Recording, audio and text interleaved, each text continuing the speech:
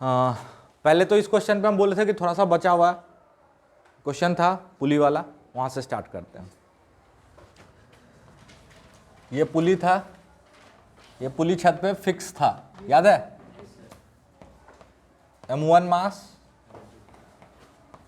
M2 मास, acceleration ए बराबर आया था M2 minus M1G bye M1 plus M2। इसमें टेंशन T, इसमें टेंशन T, यहाँ एक फोर्स लग रहा होगा M1G। ये कर चुके हैं इसलिए हम बना रहे हैं, नहीं तो ये पहला स्टेप यही होता मेरा, फ्री बॉडी डायग्राम, है ना? तो ये सॉल्व कर लिया, कोई दिक्कत? मेरा सवाल है, सवाल लिखो, find the force exerted by, find the force, find the force exerted by pulley on the ceiling, find the force exerted by pulley on the ceiling. Pulley जो सीलिंग पे फोर्स एक्सर्ट कर रहा होगा वो बताना है, ठीक है? तो बताओ, ट्राई करो, मतलब यहां पे जो फोर्स लग रहा है ना वो कैलकुलेट करना। तो किसी भी स्टेप में सोचना नहीं है ना? न्यूटन्स लॉ के किसी भी स्टेप में सोचना नहीं है, जो स्टेप बताए हैं उससे चलने का। Free body diagram, forces. तो लाइफ में कभी भी अगर फिजिक्स सीखना चाहते हो तो सोचने का तो जरूरत ही नहीं है, कॉपी कलम चलाओ, और आप लोग लगते हो सोचने।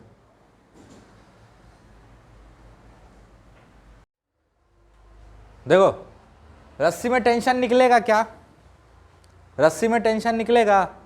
बिल्कुल निकलेगा। कल बता चुके थे, इक्वेशन है, आपको याद ही नहीं होगा, इसके लिए याद करो, फिर से लिख देते हैं। टेंशन माइनस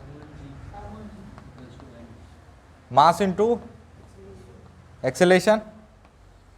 अरे होगा, यहां से क्या निकल जाएगा? टेंशन। निकालो अपने अपने कॉपी में,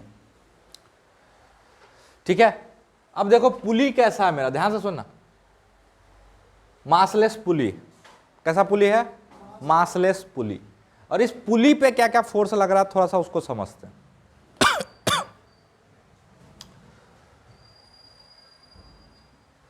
ये जो रस्सी का टुकड़ा पुली के साथ है, उसको पुली का ही पार्ट ले लें, मेरा काम थोड़ा आसान हो जाएगा। इससे क्या फायदा होगा कि पुली और रस्सी के बीच में क्या क्या फोर्स लग रहा है उस पर बात करने की जरूरत नहीं होगी, वो इंटरनल फोर्स हो जाएगा, है ना? जैसे आदमी के हाथ में जो रस्सी का टुकड़ा होता था वो क्या करते थे? आदमी का ही पार्ट ले लेते थे।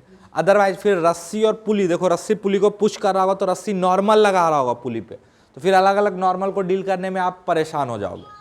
तो बेटर है कि जो रस्सी का टुकड़ा पुली के साथ है, ध्यान से सुनो, जो रस्सी का टुकड़ा पुली के साथ है उसको पुली का हिस्सा ले लो, है ना? तो रस्सी का टुकड़ा यहां से लेके यहां तक पुली पे है, अरे है कि नहीं? और तो वो पुली का ही पार्ट हो गया। अब इस टुकड़े को बाकी का टुकड़ा कितने से खींच रहा? टी से। और इस टुकड़े को बाकी का टुकड़ा कितने से खींच रहा है? टी से। अरे पूरे में टेंशन सेम है भाई मेरे। तो क्या पुली पे ऐसे दिखा सकते हैं? बट रियलिटी में देखो, ये मत सोचना कि टेंशन पुली पे लग रहा, टेंशन तो रस्सी का इंटरनल फोर्स है। तो टेंशन कभी पुली पे लग ही नहीं सकता। जैसे मेरे हाथ पे टेंशन नहीं लग रहा था, मेरे हाथ पे फ्रिक्शन लग रहा था, याद आ रहा है? तो पुली पे टेंशन नहीं लग रहा है, टेंशन तो उस रस्सी में है। लेकिन हम क्या किए, काम को आसान करने के लिए, अगर आप इसको अलग से बनाओगे वो भी हम बता देते हैं, ध्यान से सुनो। तो इसका ऐसा कुछ बनेगा और देखना कितना कॉम्प्लिकेटेड होगा। रस्सी का हर टुकड़ा अलग अलग जगह पुली पे क्या लगा रहा होगा? नॉर्मल। अरे लगा रहा होगा, ऐसे ही लगा रहा होगा ना। यहां तक रस्सी होगा कांटेक्ट में, यहां तक लगाएगा। और फिर यही फ्री बॉडी डायग्राम आप रस्सी का बनाओगे तो रस्सी पे इधर टेंशन क्या लग रहा होगा? T1 या T, इधर टेंशन T, और पुली इस पे हर जगह क्या लगा रहा होगा? अरे क्या लगा रहा होगा? नॉर्मल। लगा रहा होगा। देखो अभी ये कितना कॉम्प्लिकेटेड सिचुएशन दिखेगा आपको। अच्छा, नॉर्मल भी सब जगह बराबर नहीं होगा, ऊपर में नॉर्मल ज्यादा होगा, नीचे में कम होगा। फिर हमको क्या करना होगा, सारे नॉर्मल को हॉरिजॉन्टल में और वर्टिकल में रिजॉल्व करना पड़ेगा। नहीं समझ में आ रहा? अरे किसी का फ्री बॉडी डायग्राम बनाओगे, फिर न्यूटन्स लॉ कैसे लगाओगे, एक्सिस चूज करोगे, तो यहाँ पे एक्सिस ऐसे चूज करोगे आप, यहां तक लगेगा नॉर्मल ऐसे, एक्स वाई। अब करो, सॉल्व करते रहो, है ना। तो हम क्या किए, ये जो टुकड़ा था रस्सी का, इसको पुली के साथ ही मान लिए। कोई दिक्कत? क्यों मान सकते हैं, बिल्कुल। तब ये नॉर्मल क्या हो जाएगा, पुली और रस्सी का इंटरनल फोर्स। अरे अंदर का फोर्स बिल्कुल वैसे ही जैसे हम किसी चीज पे फोर्स लगाते हैं, तो हम सिर्फ अपने आप पे क्या दिखाते हैं, एक्सटर्नल दिखाते हैं। फोर्स तो यहां भी लग रहा होता है, इस पर चर्चा कर चुके हैं, है ना। तो जैसे आदमी रस्सी पे लटक रहा होता, तो हम जो टुकड़ा रस्सी का आदमी के हाथ में, उसको आदमी का ही हिस्सा मान लेते हैं। समझ में आ रहा है? तो वही काम किए। इससे क्या फायदा हुआ कि ये जो अंदर का फोर्स है, वो उससे अब हमको डील करने की जरूरत नहीं होगी। तो अब देखो पुली पे क्या लग रहा है, इधर टेंशन टी, पुली और रस्सी पे कंबाइंडली, अरे लग रहा है। और ये जो हिंज है, ये जो हुक जिससे लटकाए हो, वो एक फोर्स ऊपर लगा रहा होगा, अरे लगा रहा होगा, मान लो लगा रहा है टी डैश। क्या लगा रहा है, टी डैश। अच्छा, ये इस पे टी डैश लगाया, तो ये हुक छत पे भी कितना लगा रहा होगा, टी डैश। अरे लगाएगा, थर्ड लॉ से। छत इस हुक पे टी डैश लगाया, तो हुक भी तो छत पे टी डैश लगाएगा। कुछ नहीं बोला है तो हुक भी मासलेस ही है ना। हुक पुली सब कैसा है, मासलेस। मतलब मासलेस का मतलब ये नहीं कि मासलेस, लाइट, वेरी लाइट। समझ में आया? कंपेरेटिव आइडिया था, कुछ याद आ रहा? अब आसान हो गया। देखो पुली कहीं जा तो रहा नहीं, अरे पुली कहीं जा रहा है, नहीं जा रहा ना। तो हम इक्वेशन क्या लिख सकते हैं, ऊपर का फोर्स टी डैश माइनस नीचे का फोर्स 2t बराबर मास इंटू एक्सेलेरेशन 0। तो टी डैश बराबर 2t।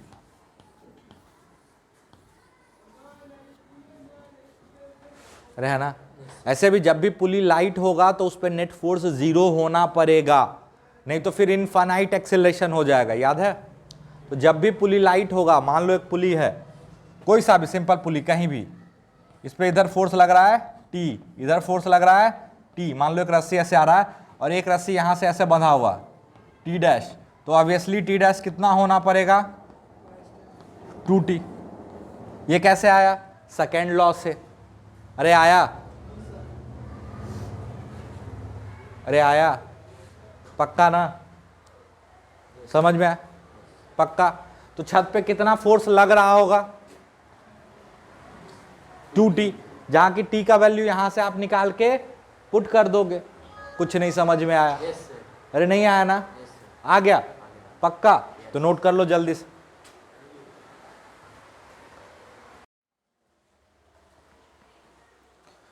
ठीक, हाँ क्या बोले, डायरेक्ट फार्मूला यूज कर सकते हैं, फिर वही बात है, रटोगे तो कैसे यूज करोगे, ध्यान रहेगा तो कर लेना कहीं, लेकिन उसके लिए ध्यान में ये रखना है कि सिस्टम रेस्ट पे रहे, ठीक है। छत वाला भाग नहीं रहा, क्योंकि वो जो सवाल किए हो जिसमें ये लिफ्ट में था, उसमें ये अलग अलग वैल्यू आया होगा जस्ट इससे पहले, ठीक है। तो उस चक्कर से बचो, तरीका सीखो। नहीं बे, इसी को लिफ्ट में लगाए थे, सो गया था क्या उस, अच्छा लिफ्ट में लगाए थे भाई साहब, सो गए तो कोई बात, लिफ्ट में सो गए, अच्छा नहीं लिफ्ट में बांधे थे ना इसको छत में, तो देखो ना, अच्छा तुम जगे हुए थे ना, उसको लिफ्ट में नींद आ गई, कोई बात। आगे चले, मेरा सवाल है, ध्यान से सुनना। टेंशन निकाल लिए, तो ये छत पे कितना फोर्स लगा रहा होगा, तो छत पे फोर्स लगा रहा होगा 2t, जो कि सेकेंड लॉ से आया था ऑब्वियसली, ये आया था 4m1 m2g bye m1 plus m2। कोई दिक्कत? मेरा सवाल है, ध्यान से सुनना, एक मेरा सवाल है इसी पे। हम अभी तक बार बार पढ़ रहे हैं कि net external force equal to mass into acceleration. System पे बाहर से जो फोर्स लग रहा है मास इनटू एक्सेलरेशन के बराबर कर देते हैं, ठीक है। इसी को थोड़ा सा ध्यान से देखना,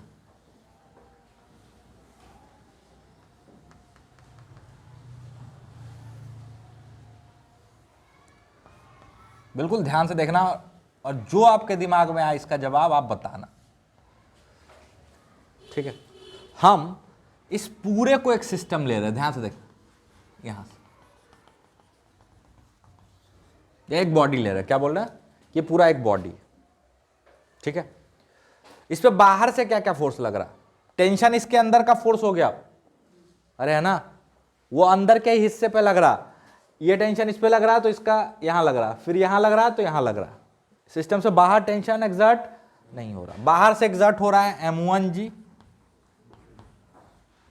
M2G, और इस हिंज पे एक फोर्स लग रहा होगा, मान लो ऊपर F, क्या लग रहा होगा, F, ठीक है। और यही फोर्स हिंज छत पे लगा रहा होगा, यही फोर्स, ये हुक छत पे लगा रहा होगा, अरे लगा रहा होगा ना, जो कि हम कितना निकाले हैं, 4M1 M2G bye M1 plus M2।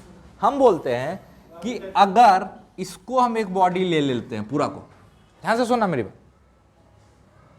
ठीक, तो इस पे ऊपर का फोर्स क्या है, F, नीचे का फोर्स क्या है,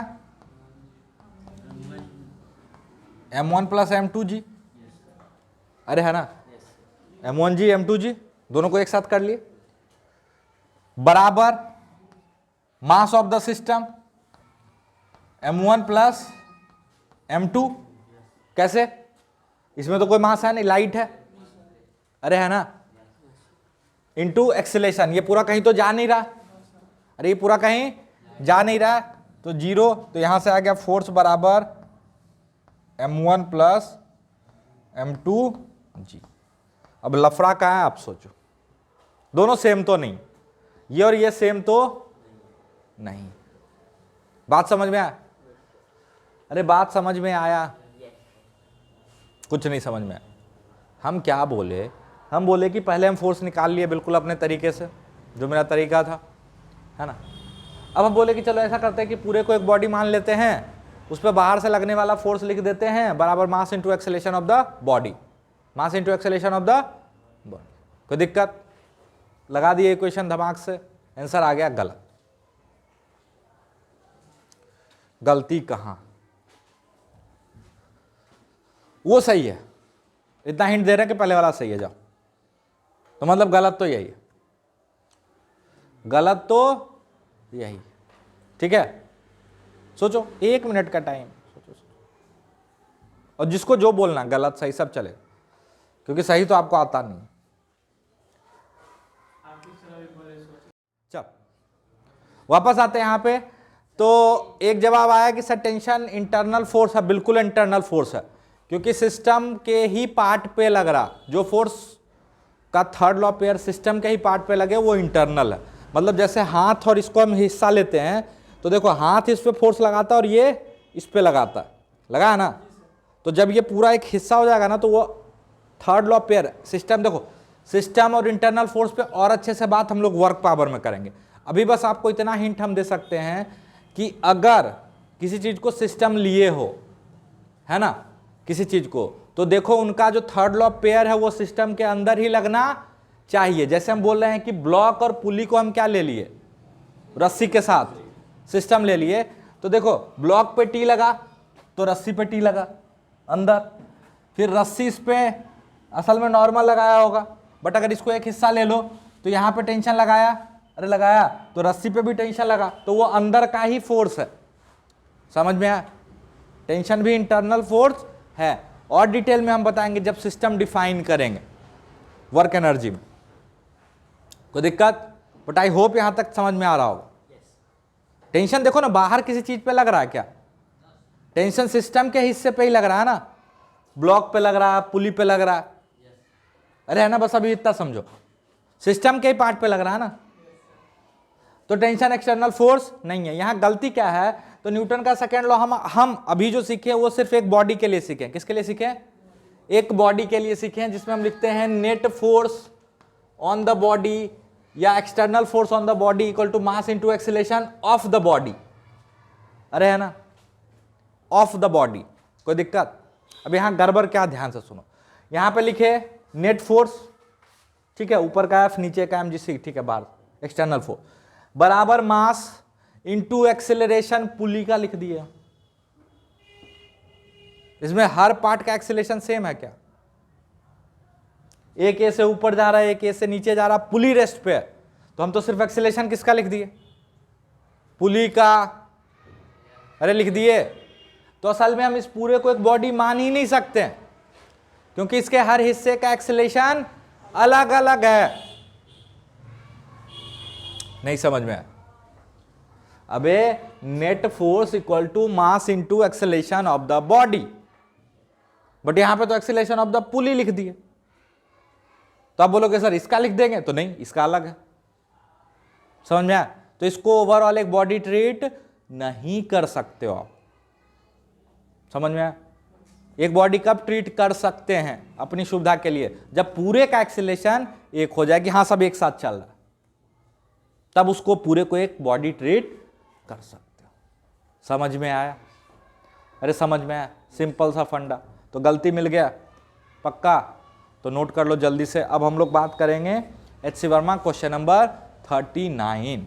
पहले यहां तक जल्दी से लिख लो और एक्सप्लेनेशन लिख लेना, रीजन लिख लेना कि net force equal to mass into acceleration में एक्सेलरेशन बॉडी का होता है। यहां तो हम पुली का एक्सेलरेशन लिख के बैठ गए। अरे है ना? तो गलत होना था कि नहीं? तो लिख लो जल्दी से।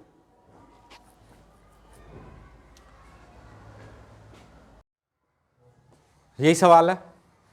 इस सवाल में कुछ हिस्से हैं। पहले तो दिया हुआ है कि आइडियल स्ट्रिंग आइडियल पुली का कॉम्बिनेशन है ना? मतलब tension through out the string क्या रहेगा? सेम रहेगा, कोई दिक्कत नहीं है यहाँ पे। अच्छा, उसमें बोल रहा है कि पहला पार्ट क्या बोल रहा है कि वो अपने आप को बस पकड़ के लटका हुआ है, मतलब वो ना तो बॉक्स ऊपर जा रहा ना तो नीचे। आप ऐसे समझो कि आप एक कुर्सी पे बैठ गए, कुर्सी में रस्सी बांध के ऊपर हुक में लगा के और खींच के ऊपर हवा में लटके हुए। ठीक है? पक्का? तो बोल रहा है कि उस समय वेइंग मशीन क्या वेट शो कर रहा होगा? इसका मास क्या है? 60 kg है ना? तो वेइंग मशीन क्या शो करता है? मास की वेट? गलत, ना तो मास ना तो वेट, नॉर्मल। भूल गए नालायक? वेइंग मशीन नॉर्मल शो करता है, याद आ रहा है? और उसको जी से डिवाइड कर लेता हूं ताकि आपको मास जैसा कुछ कुछ दिखे। अरे है ना? पक्का? तो मतलब मेरा इंटरेस्ट ये होगा कि वो आदमी फ्लोर पे, लिफ्ट के फ्लोर पे क्या नॉर्मल लगा रहा होगा, क्योंकि वहीं वेइंग मशीन रखा हुआ नीचे में, है ना? कोई दिक्कत? और वेइंग मशीन कुछ ना बोले तो उसको भी लाइट लेना है, मतलब उसको लिफ्ट का हिस्सा आप ले लो। कोई दिक्कत? पक्का?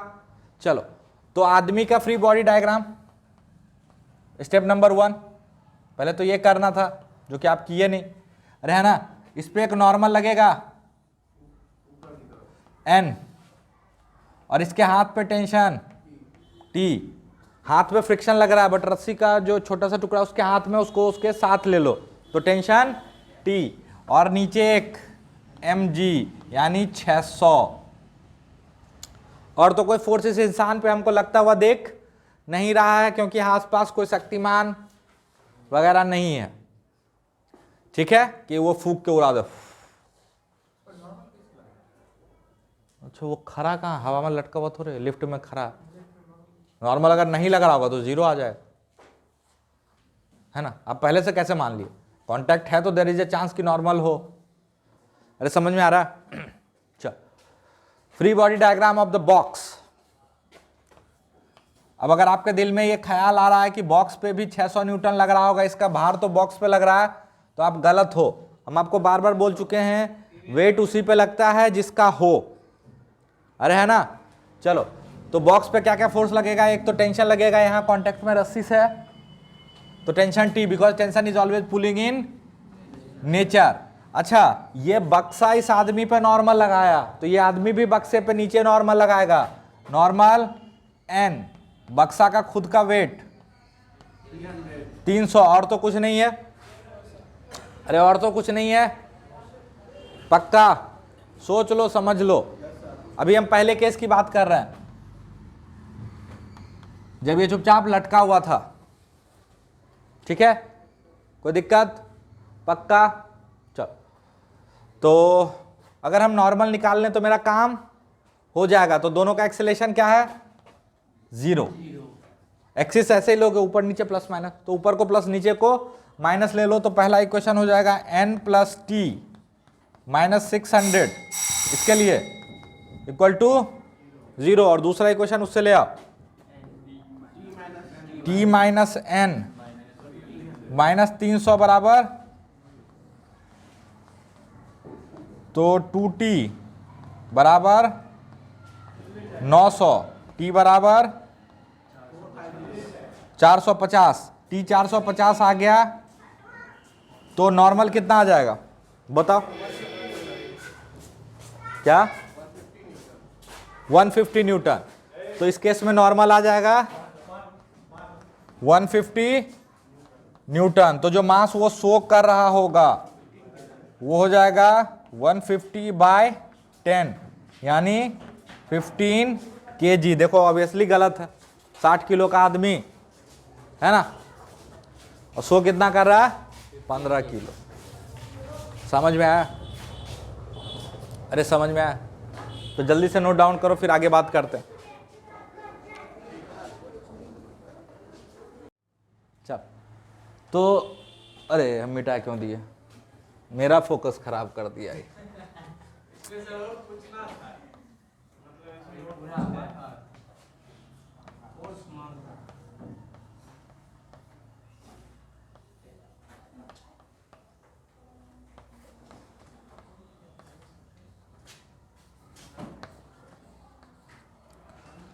ओए बकर बकर अपन नहीं करेगा।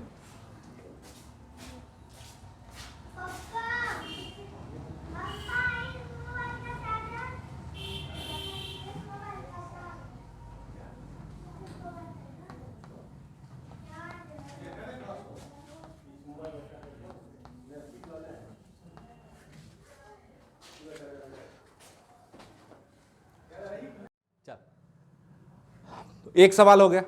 दूसरा बोल रहा है कि रस्सी को कितना जोर से पुल करे कि इसका सही सही वेट दिखाए, सही सही वेट दिखाए। अच्छा अब आप सोचोगे कि सर पुल करेगा तो एक्सेलरेट कर सकता है बक्सा, क्योंकि जीरो एक्सेलरेशन वाला तो केस निकाल लिए हैं जब रेस्ट पे था।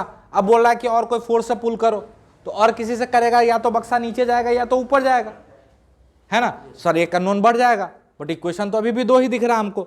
नहीं, अब एक चीज आपके लिए नोन हो गया। क्या नोन हो गया पता? बोला है कि रस्सी को कैसे खींचे कि उसका एक्चुअल वेट दिखाए। तो अब बोलोगे सर एक्सेलरेशन है यार, नोन हो जाएगा, कोई दिक्कत नहीं। अब आपको नॉर्मल दे दिया,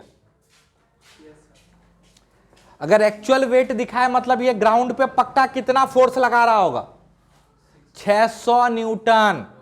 अरे ये उस वेइंग मशीन पे 600 न्यूटन लगाएगा तब तो वेइंग मशीन उसको 10 से डिवाइड करके 60 दिखाएगा। मतलब अब नॉर्मल हमको पता है, यह नोन नहीं है, यह नोन नहीं है, यह नोन नहीं है। समझ में आया? अरे है ना। तो अब मान लो कि वो जब बक्सा में जोर से टेंशन लगाया किसी तरह से, वो नॉर्मल कितना कर लिया 600 कर लिया, तो उस समय हो सकता है बक्सा ऊपर जा रहा हो या नीचे जा रहा हो, हमको नहीं पता। हम मान लेते बक्सा ऊपर जा रहा, ठीक है। अगर बक्सा ऊपर जा रहा हो तो ये भी उतने से ही ऊपर जाएगा। क्यों? अबे ये भी उसी बक्सा में खड़ा है ना। और अगर उसका कांटेक्ट बना हुआ, ध्यान से सुनना, तभी तो नॉर्मल लग रहा। कितना लग रहा है 600। अच्छा अगर नॉर्मल लग रहा तो बक्सा का फ्लोर जिस रफ्तार से जा रहा होगा इसका पैर भी उसी रफ्तार से जा रहा होगा। अरे तभी तो कांटेक्ट बना होगा। या फिर बक्सा में छेद करके नीचे आ जाएगा या बक्सा को छोड़ के हवा में चल जाएगा, तभी तो एक्सीलरेशन अलग होगा और तब नॉर्मल नहीं लगेगा। मतलब नॉर्मल लग रहा है तो बक्सा और उसका कांटेक्ट बना हुआ है, मतलब दोनों सेम एक्सीलरेशन से जा रहा। अरे है ना, मतलब या तो बक्सा को फाड़ के नीचे या हवा में ऊपर नहीं जा रहा, ठीक है। तो दोनों का एक्सीलरेशन क्या हो जाएगा ए। तो देखो फिर से 2 इक्वेशन 2 अननोन, एक इक्वेशन इससे एक इक्वेशन इससे। शुरू करें। अच्छा आप बोलोगे सर अगर नीचे आ रहा तो आपको कैसे पता? माइनस साइन के साथ आ जाएगा। अरे आ जाएगा, चलो ऊपर T plus 600 plus 600, sorry 600 minus 600 बराबर मास इंटू एक्सेलेरेशन, तो t बराबर 60 है। एक इक्वेशन, एक इससे देख लेते हैं, ऊपर टेंशन T, नीचे 900 बराबर मास इंटू एक्सेलेरेशन। अरे होगा, ऐसा करो पूरे को गुना कर दो 2 से, क्या हो जाएगा? 1800 बराबर 60 है। 60 है को फिर से t लिख सकते हैं, तो इधर कर लो, t बराबर 1800। यही तो पूछा है, बोला कि कितना फोर्स रस्सी पे लगाए, तो जितना ये रस्सी पे लगाएगा रस्सी उतना इस पे लगाया होगा, और वही तो टेंशन है। तो ये रस्सी पे कितना फोर्स लगा रहा होगा? 1800 न्यूटन, तब जाके इसका एक्चुअल वेट बताएगा। समझ में आया? अरे समझ में आया? क्या उस समय सिस्टम एक्सिलरेट कर रहा होगा? बिल्कुल कर रहा होगा। वो कैसे पता चलेगा? वहां पुट कर दो टी का वैल्यू 1800, तो ए बराबर आ जाएगा 30, मतलब वो बक्सा को 30 मीटर पर सेकंड स्क्वायर से जब ऊपर खींच लेगा ना, तब जाके उसका एक्चुअल वेट आएगा। समझ में आया? समझ में आया? What force should he exert on the rope to get his correct weight? तो ये सवाल आप करके आते हैं ना, गलत तो करके आते, कोई दिक्कत नहीं, बहुत अच्छा सवाल है। आप गलत करके आते, हमको कोई दुख नहीं होता। दुख इस बात का है कि आप अटेम्प्ट भी नहीं किए। समझ में आया? तो नोट कर लिए यहां तक अच्छे से, समझ में आ गया? चल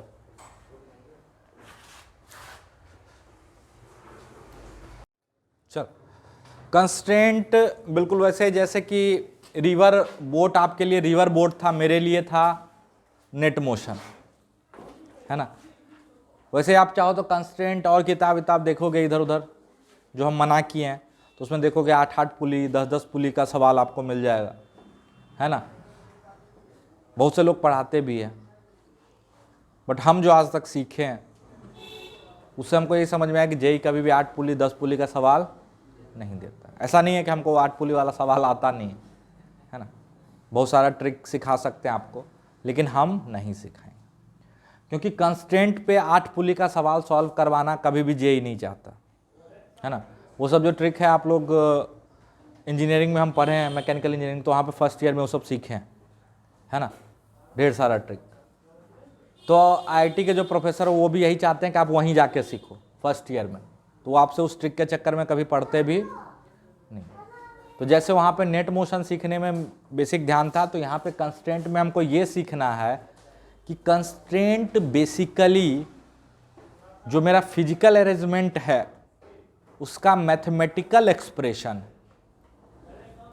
फिजिकल सिचुएशन जो है मेरे सामने, फिजिकल अरेंजमेंट जो है उसको मैथमेटिकली एक्सप्रेस कर पाना क्या है? कंस्ट्रेंट। क्या है? कंस्ट्रेंट। जैसे बहुत सारा कंस्ट्रेंट आप देखे हो, ऑलरेडी देख चुके हो, है ना? अब इसको अलग से हम पढ़ रहे हैं थोड़ा सा और डिटेल में, कि कैसे कई बार न्यूटन्स के लॉ से मेरे पास सफिशिएंट नंबर ऑफ इक्वेशन नहीं आ पाएगा, क्योंकि हमको उस समय अरेंजमेंट का मैथमेटिकल एक्सप्रेशन भी लिखने की जरूरत होगी, है ना? तो वही क्या है मेरे लिए? कंस्ट्रेंट। जैसे बिल्कुल ध्यान से सुनते जाना, ये एक वेज है, ये एक वेज है, और ये एक ब्लॉक है ऐसे हवा में। ध्यान से सुनना, इसको छोड़ोगे तो ये कहाँ जाएगा? नीचे गिरेगा। अरे गिरेगा जी एक्सेलेरेशन से। लेकिन अगर इसी को एक स्मूथ वेज पे रख देते हो, किस पे रख देते हो? स्मूथ वेज पे, तो क्या अब इस पे mg नहीं लग रहा? बिल्कुल लग रहा, लेकिन इसका एक्सेलेरेशन अब इधर हो जाता है, याद है? जी साइन थीटा।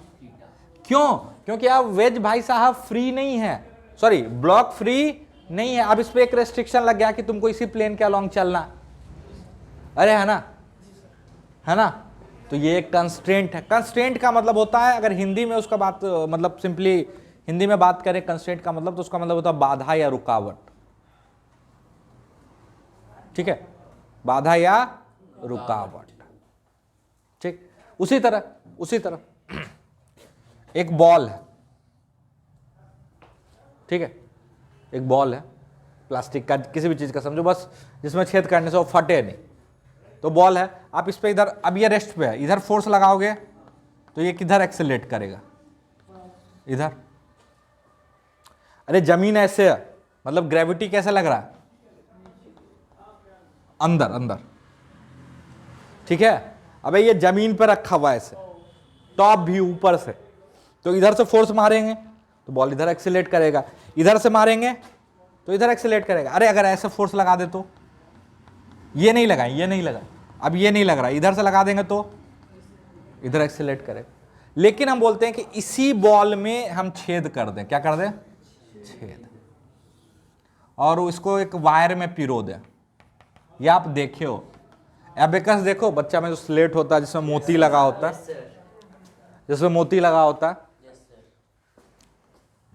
जिसमें मोती लगा होता है, तो ये भी जमीन पे रखा हुआ है ऐसे, ठीक है, ग्रेविटी अंदर है, इस पे ऐसे फोर्स लगाते हैं तो क्या इधर चलेगा, नहीं, इधर ही चलेगा। अब जो स्लेट वाला मोती है ना, उस पर थोड़ा तिरछा फोर्स लगाओ तब भी उधर ही चलेगा जिधर वायर है, इधर से लगाए तो भी इधर ही चलेगा। ऐसा तोड़े कि ऐसे से निकल जाएगा, अभी मैं 2 नसर वायर तोड़ के निकाल देंगे, ठीक है, समझ में आ रहा। तो अब इसका मोशन क्या हो गया, कंस्ट्रेंड हो गया, क्या हो गया, कंस्ट्रेंड। ये भाई साहब अब इसी के अलॉन्ग मूव करेगा, अरे करेगा ना, ये इसी के अलॉन्ग मूव करेगा, और इसी चीज को लिख पाना मैथमेटिकल फॉर्म में क्या है, कंस्ट्रेंट, है ना। कैसे लिखते हैं, क्यों लिखते हैं, वो सिखाएंगे हम आपको। तो ये है रियल कंस्ट्रेंट। कंस्ट्रेंट का मतलब ये नहीं है कि 5 पुली का सवाल सॉल्व कर रहे हैं ट्रिक लगा के कि टेंशन और एक्सेलेरेशन इनवर्सली प्रोपोर्शनल होता। देखो सिंपल मेथड से जाओगे तो ये नहीं सॉल्व होता, नहीं हो रहा ना, नहीं सर। मेरे ट्रिक से जाओगे तो हो जाएगा, यस सर, है कि नहीं। वो वाला काम यहाँ नहीं करवाएंगे, कोई दिक्कत, पक्का। जे का सवाल उलट के देख लो, मैक्सिमम 4 पुली से ज्यादा का सवाल आपको दिखेगा ही नहीं आज तक, 4 पुली भी हम ज्यादा बोल दी, ठीक है। तो 8 पुली 10 पुली करने का तो कोई मतलब है ही नहीं, समझ में आया। हम सिखाएंगे भी नहीं, हम ऐसे नहीं कि बैठ के 1-1 घंटा 2-2 घंटा कंस्ट्रेंट सिखा रहे हैं, बिल्कुल सवाल के साथ चलते जाएंगे, धीरे धीरे ग्रो करते जाएंगे, ठीक है। चल, जैसे एक सबसे सिंपल जो था इसमें, ये भी एक कंस्ट्रेंट ही है, और इस पे अभी अब यहाँ से स्टार्ट भी हम करेंगे कहानी अपनी, ठीक है। ये एक m मास था, अरे है ना, ये m2 मास, m1 मास, ये a से ऊपर गया तो इसको a से नीचे जाना पड़ेगा, याद है। ये भी कंस्ट्रेंट है, अगर दोनों भाई साहब को फ्री करके छोड़ दो तो दोनों जी से जाता, लेकिन अब इसकी मजबूरी है कि रस्सी इनएक्सटेंसिबल है। रस्सी कैसा है, इनएक्सटेंसिबल, तो अगर इसको ए से नीचे जाना है तो इसको ए से ऊपर जाना पड़ेगा, ये इसकी मजबूरी है ना। और ये मजबूरी क्या है कि rope is inextensible, rope is inextensible, समझ में आ रहा। तो यही क्या है, कंस्ट्रेंट, यही क्या है, कंस्ट्रेंट। तो यहां तक समझ में आ रहा है, कुछ कुछ थोड़ा थोड़ा, ठीक है। चलो थोड़ी देर के लिए इसको भूल जाते हैं।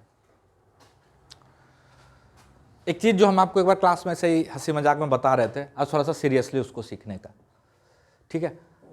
हम अगेन बोल रहे हैं कि dl/dt क्या है, जहां पे l लेंथ है और t क्या है, टाइम, t क्या है, टाइम। तो dl/dt का क्या मतलब है, rate of change of length with respect to time, rate of change of length with respect to time.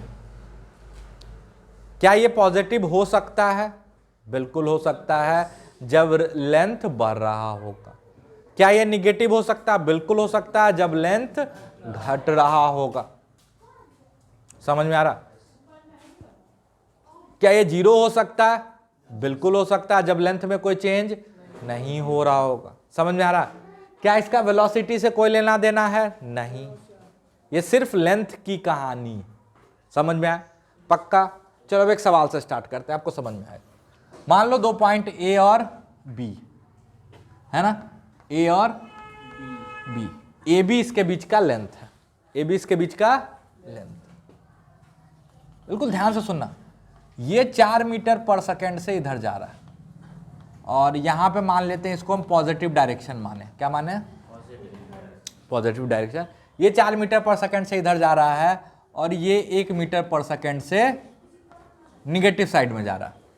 ठीक है, मेरा सवाल है DAB बाई DT का वैल्यू क्या होगा।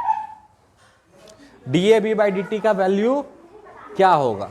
DAB बाई DT का मतलब है rate of change of AB with respect to time. बताओ क्या होगा, सोच के बताओ। DAB बाई DT क्या होगा।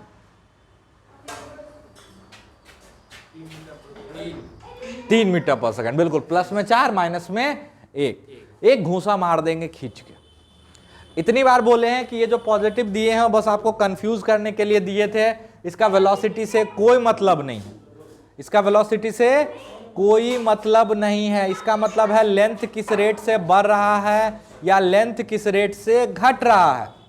तो ध्यान से सोचो, अगर इसको हम रोक देते हैं तो ये लेंथ हर सेकंड कितने से बढ़ जाएगा, 4 मीटर से।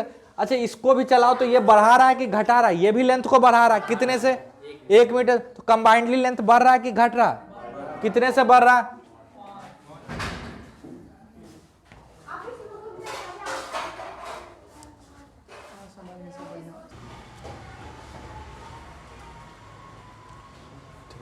आगे चले, ओए मान लो ये V1 से चल रहा है, ये V2 से चल रहा है, ये A ये B एक ही लाइन में है। ठीक है, तो मेरा सवाल है DAB बाई DT। जल्दी बताओ, हम फालतू का टाइम पास नहीं करेंगे 10 सवाल देके एक जैसा। बिल्कुल, DAB बाई DT तो अब मान लो बढ़ रहा है ना, बढ़ने वाला बड़ा होगा तो आप लिख दोगे V2 माइनस V1। अब इसमें कोई होशियार है, बोला नहीं सर क्या पता V1 बड़ा होगा, क्या पता सर V1 बड़ा होगा। कोई दिक्कत नहीं, फिर भी ये लिखेंगे और फिर भी आंसर आएगा। कैसे आएगा देखो, मान लो V1 का मैग्नीट्यूड है 5 और इसका मैग्नीट्यूड है 4। बिल्कुल नहीं, साइन तो आप एकदम नहीं, साइन के लिए तो परेशान होना ही नहीं है फिजिक्स में। समझ में आया। मान लो आप बोलोगे सर घट जल्दी रहा होगा, बढ़ धीरे धीरे रहा होगा, तो ओवरऑल तो घट रहा होगा। बिल्कुल घटेगा, देखो ना, देखो इसमें लिख दो DAB बाय DT। हम क्या बोल रहे हैं, V2 माइनस V1 माइनस 1। बिल्कुल घट रहा होगा दूरी, अरे बिल्कुल घट रहा होगा। समझ में आया। तो साइन के लिए भाई न्यूटन साहब काम करके जा चुके हैं, कैलकुलस इतना खतरनाक, आप क्यों घबरा रहे हो, है ना। अरे समझ में आ रहा है। चलो जल्दी जल्दी बताओ, 1-2 सवाल आओ। AB VB VA DL by DT या DAB बाय DT। जल्दी बताओ, जल्दी बताओ। VA प्लस VB, बिल्कुल दोनों बढ़ा रहा है। अरे है ना, तो कंफ्यूज नहीं होना माइनस साइन के चक्कर में। सर ये तो निगेटिव साइड में वेलोसिटी है। अबे वेलोसिटी से कोई मतलब ही नहीं है यहां। समझ में आ रहा है, लेंथ किस रेट से बढ़ रहा है या किस रेट से घट रहा। चलो आखिरी सवाल करते हैं। AB VA VB DAB by DT। जल्दी बताओ, जल्दी जल्दी जल्दी जल्दी जल्दी जल्दी, हाँ बता दो ना। क्या VA माइनस BB, गलत। या बेसिकली एक्चुअली में ये है DAB बाय DT बराबर माइनस VB। ये भी घटा रहा, माइनस VA, दोनों घटा ही रहा। कौन बढ़ा रहा दूरी पे, इसके इधर आने से दूरी बढ़ रहा है, इसके इधर आने से दूरी बढ़ रहा है। नहीं नहीं, बढ़ा रहा तो बढ़ाओ। अरे समझ में आया, पक्का कुछ भी नहीं आया, आ गया। चलो लिख लो, लिख लिए। चलो क्या? और हमको क्या लेना हो, हमको पता है ना, तुम टेंशन क्या लेता। चल एक ऐसे ही सवाल पूछते हैं, यहां से भी आपको थोड़ा सा आइडिया मिलेगा, फिर आगे तो बताएंगे ही बताएंगे, ठीक है। फिर सर्कुलर मोशन में बात करेंगे इस पे। मान लो ये पार्टिकल है आर ए, ठीक है, इसका पोजीशन वेक्टर क्या है आर ए, और इसका वेलोसिटी इसके परपेंडिकुलर वी ए, इसका वेलोसिटी इसके परपेंडिकुलर, ठीक है। मतलब बेसिकली हम यहां बोल दे रहे हैं कि यहां हर जगह वेलोसिटी इसके परपेंडिकुलर है, हर जगह वेलोसिटी परपेंडिकुलर है पोजीशन वेक्टर के, हर जगह। तो बेसिकली एक सर्कल में घूम रहा है, किसमें? ये कंडीशन नहीं है घूमने का सर्कल में, वो बाद में बात करेंगे कंडीशन क्या होता है। हम बोल रहे हैं कि एक सर्कल में घूम रहा है। कोई दिक्कत? मान लो इसको बोल देते हैं ओ, इसको बोल देते हैं ए, ठीक है, और बोल देते हैं कि ये कांस्टेंट रफ्तार 2 मीटर पर सेकेंड से घूम रहा, ठीक है। मतलब इसका रफ्तार चेंज नहीं हो रहा, इसका रफ्तार बदल नहीं रहा, ठीक है। पक्का? हम दो चीज लिख रहे हैं, दोनों का आपको आंसर बताना। पहला, D R by D T का मैग्नीट्यूड क्या होगा, और आर मतलब पोजीशन वेक्टर है,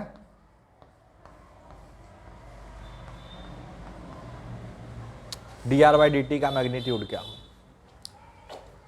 जिसको लगता है एक है अच्छी बात है, जिसको लगता है दोनों अलग अलग है तो दोनों का वैल्यू बताओ।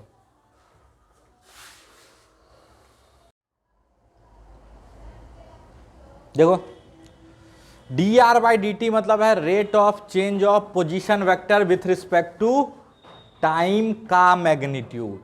तो rate of change of position vector मतलब होता है वेलोसिटी का मैग्नीट्यूड, जो कि है 2 मीटर पर सेकेंड, ठीक है। और अगला है D R by D T, दोनों में अंतर समझो। इसमें है कि पोजीशन वेक्टर में जो चेंज हो रहा है उसका रेट बताना है। बिल्कुल पोजीशन वेक्टर बदल रहा है, अभी यहां है, फिर यहां है, फिर यहां है, तो उसका चेंज का रेट 0 हो ही नहीं सकता। देखो ना बदल रहा, और है भी नहीं। लेकिन अगला चीज क्या पता है, यह है rate of change of magnitude of position vector, rate of change of magnitude of position vector with respect to time. Position vector का मैग्नीट्यूड में क्या चेंज आ रहा है? कोई चेंज नहीं आ रहा, कोई चेंज नहीं आ रहा, तो यह है 0। ये बेसिकली यहां पे क्या पता है, यह है यहां पे डी ओ ए बटा डी टी। ओ और ए के बीच का दूरी किस रेट से घट रहा है या बढ़ रहा? चेंज ही नहीं हो रहा। अरे चेंज हो रहा है? नो सर, नहीं हो रहा। समझ में आया? तो वेलोसिटी जब पोजीशन वेक्टर के परपेंडिकुलर होगा, ठीक है, हमेशा कर रहा है, ठीक है, तो वो पोजीशन वेक्टर के मैग्नीट्यूड को नहीं बदलेगा, सिर्फ उसका डायरेक्शन बदल रहा होगा। समझ में? वो घुमाएगा इसको, ठीक। चलो मानो ये ए है, ये बी है, ठीक है, ए बी, और बी कुछ ऐसे जा रहा है, मान लो भी बी से। कितने से जा रहा है? भी बी से। ये एंगल क्या है? थीटा। तो मेरा सवाल है D A B by D T बताना है।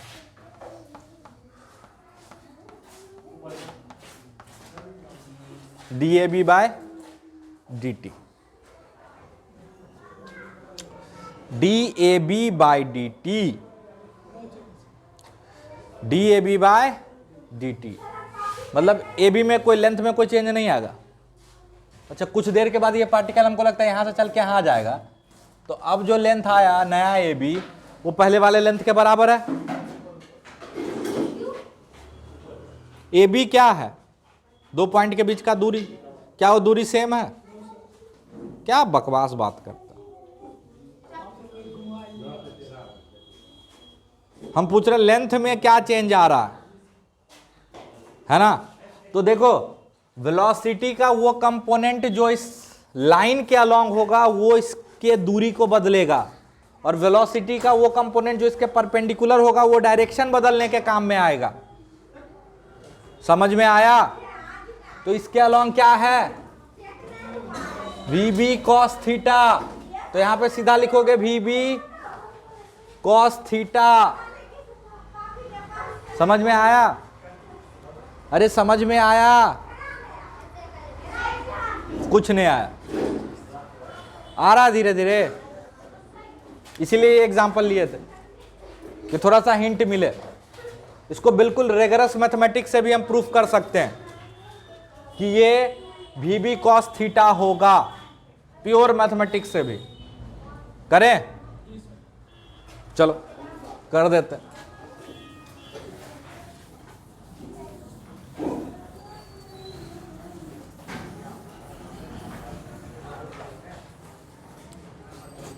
ध्यान से देखना, ये भी है, बिल्कुल ध्यान से सुनना, एक एक घूसा मार देंगे, ठीक है? अभी ये ऐसे VB से जा रहा, कितने से? VB से, ठीक है? इसी लाइन में जा रहा, इसको हम बस लाइन की तरह बना लेते हैं, ठीक है?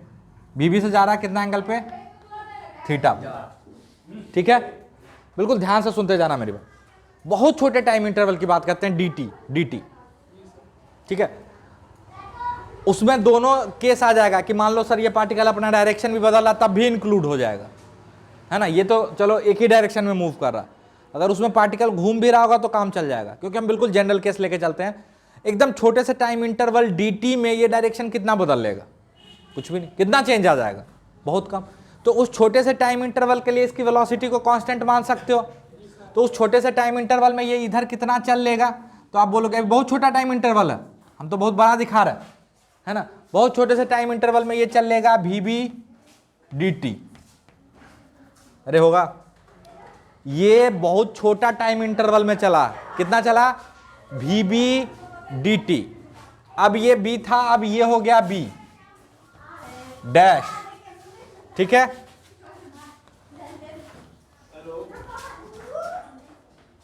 कोई दिक्कत? अच्छा, बहुत छोटे टाइम इंटरवल में ये एंगल जो बनेगा अल्फा, ये बहुत छोटा होगा। ये एंगल क्या? बहुत छोटा होगा। और बहुत छोटे एंगल के लिए यहां से अगर आप परपेंडिकुलर डालो, ध्यान से सुनो, बिल्कुल ध्यान से सुनते जाना, तो ये लेंथ और ये लेंथ बराबर हो जाएगा। ये देखो, ये है ना, ये लेंथ और ये लेंथ बराबर नहीं है, लेकिन ये एंगल जब बहुत छोटा होता चला जाएगा टेंडिंग टू 0, तो ये लेंथ और ये लेंथ बराबर हो जाएगा। इसीलिए आप लोग मैथ में ये भी पढ़े होंगे, बहुत छोटे एंगल के लिए साइन थीटा बराबर tan theta is approximately equal to theta. पता नहीं सर पढ़ाए कि नहीं सर? मैथ में अभी नहीं पढ़ाए, पढ़ा देंगे, बेसिक मैथमेटिक्स में ही पढ़ा देंगे कि बहुत छोटे एंगल थीटा के लिए sine theta is approximately equal to ten theta is approximately equal to theta, where theta is in radians. हम लोग डिग्री में नहीं यूज करेंगे, रेडियंस मतलब होता है arc, sorry L upon R। समझ में आया?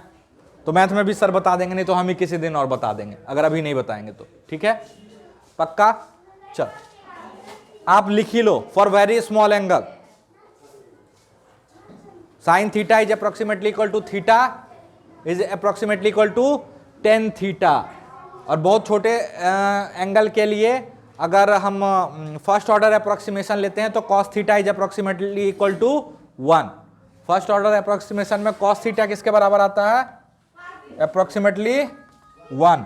लेकिन इसके लिए theta should be very small, theta should be very small. Small का मतलब बहुत छोटा थीटा, ठीक है? रेडियन में, हाँ। अच्छा, थीटा रेडियन में बहुत छोटा का मतलब समझ लो, डिग्री में 5 डिग्री 7 डिग्री ऐसे वाला। एक रेडियन नहीं, एक रेडियन मतलब 57 डिग्री होता है लगभग। कितना होता है? 57 डिग्री के लमसम होता है ना? तो ये मत सोचना कि एक रेडियन, छोटा मतलब 5 डिग्री 10 डिग्री। समझ में आया? अरे समझ में आया? चलो, तो ध्यान से देखो, तो ये भी, तो ये लेंथ यहां से यहां, इसको भी ये भी बोल सकते हैं। मतलब जो चेंज इन लेंथ है वो यही लेंथ है B B dash. B B dash is what? B B dash is change in length. कुछ नहीं समझ में आ रहा? अरे आ रहा ना, B B dash is change in length. समझ में आया? ये लेंथ हो जाएगा VBT, सॉरी VBDT। अरे हो जाएगा, ये लेंथ हो जाएगा VBDT। ये 90 डिग्री, ये भी अप्रोक्सीमेटली क्या हो जाएगा? थीटा। सर ये कैसे थीटा हो जाएगा? This angle plus this angle बराबर दिस एंगल, एक्सटीरियर एंगल। अब ये एंगल बहुत छोटा है तो ये थीटा, तो ये भी थीटा। अरे होगा? तो ये VB, तो ये VBDT cos थीटा। कुछ नहीं समझ में आया?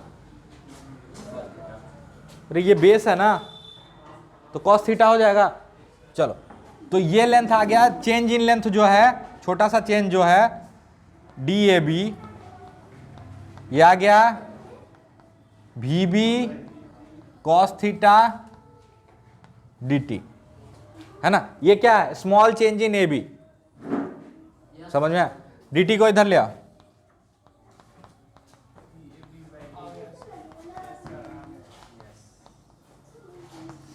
समझ में आया? तो ये रिगरस मैथमेटिकल प्रूफ हो गया। नहीं समझ में आया? आ गया तो नोट करो इसको जल्दी से। समझ में आया? तो यहां से ये प्रूफ हो गया कि आप ये बोल सकते हो कि ये AB है, तो वेलोसिटी का वो कंपोनेंट, या ऐसे बोल सकते हो रिलेटिव वेलोसिटी का वो कंपोनेंट जो लाइन के अलोंग होगा वही इस लेंथ को चेंज कर रहा होगा, वही इस लेंथ को चेंज कर रहा होगा, वही A और B के बीच के सेपरेशन को चेंज कर रहा होगा। वेलोसिटी का वो कंपोनेंट जो AB को ज्वाइन कर रहा होगा, उस लाइन के अलोंग होगा, वही उस लेंथ को चेंज कर रहा होगा। जैसे अगर हम दोनों को चला दें, मान लो, बिल्कुल ध्यान से देखना, परेशान नहीं होना। ये चल रहा है VB से, ये एंगल है थीटा B, ठीक है, और ये चल रहा है BA